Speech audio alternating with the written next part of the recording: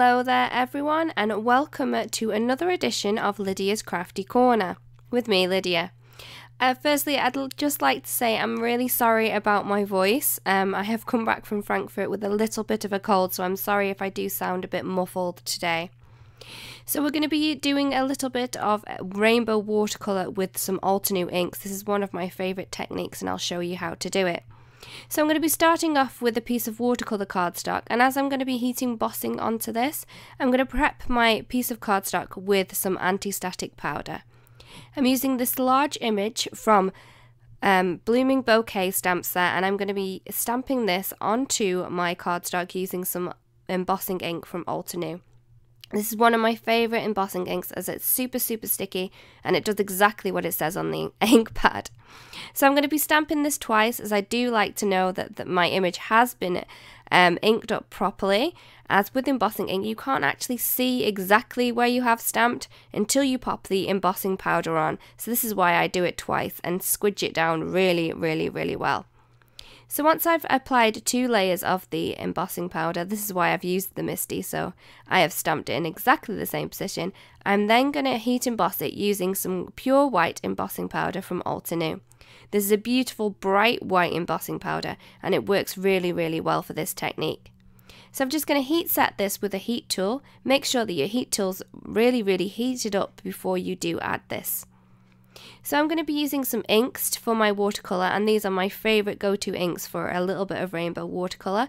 We have Ruby Red, Orange Cream, Warm Sunshine, Parrot, Lagoon and Deep Iris. These can be also purchased in a little pack of 6, so you can create rainbow watercolours to your heart's desire. So before I start, I'm going to add some water, some clean clear water to the top of my embossed image. So this is the side with the embossed image on, and then going to flip it over and add some water behind. This helps stick the piece into place without having to use masking tape, and it also helps it dry nice and flat as both sides are drying at the same time. So I'm going to place some more water on the top just to make sure it's nice and flat, and then I'm going to start adding my watercolour. So I'm just adding a little bit of water to my inks and then just dropping them into place on my card where I want them to be. The only warning I would have with this is don't place colours next to each other that are going to mix into a muddy colour. So for instance, the orange doesn't work nicely with the green, and the purple doesn't work nicely with the green or the orange. So the colours that are like across from each other on the colour wheel do not like to play very nicely. So you may end up with a muddy colour. So I would just work around the colours down the rainbow and make sure that they don't touch each other too much. You can add a little bit of the colours next to each other that don't work really well, but just make sure you don't play around with them too much to create a muddy colour. So as you can see, I've moved around from the red, the orange, the yellow, the green, the blue, and then I'm going to add in the purple. To create a softer edge, I'm just adding a little bit more water around the edges, just so these colours do kind of fade nicely into the white of the watercolour cardstock. To darken up the images as well, just add some more ink into the places that you want them to be, and a little bit more water where you want it to be more faded. You can play around with this a lot to create the effect that you're after. You can also add some colours together, so maybe the red and the orange, just to darken up some of these images as well. Once you're happy with the amount of colour, leave this to dry nice and flat, so just move your board out of the way. I'm then going to create my sentiment, so I'm adding a little bit of double-sided adhesive to the back of some black cardstock, and then I'm going to cut this beautiful happy from Scripty Words 2 from it.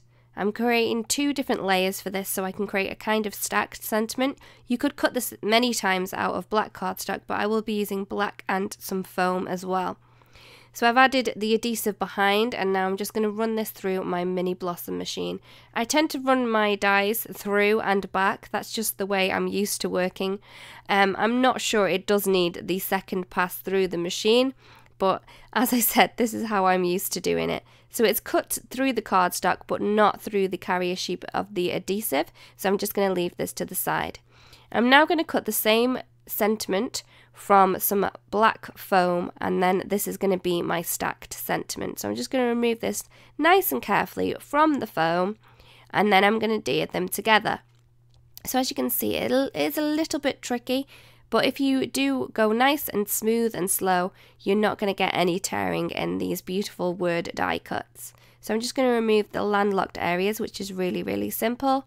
And I'm then going to remove the happy from the cardstock. And as you can see, the carrier sheet from the adhesive hasn't cut all the way through, but the adhesive is on the back of my happy die cut. It's nice and shiny, and it's going to do the trick.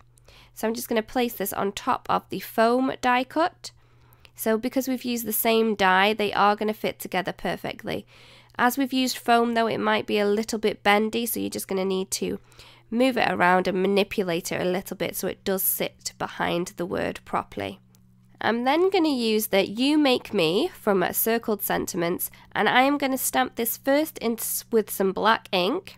So as you can see, I'm using the Misty so I can stamp perfectly over the top again, and I'm then stamping it using some embossing ink.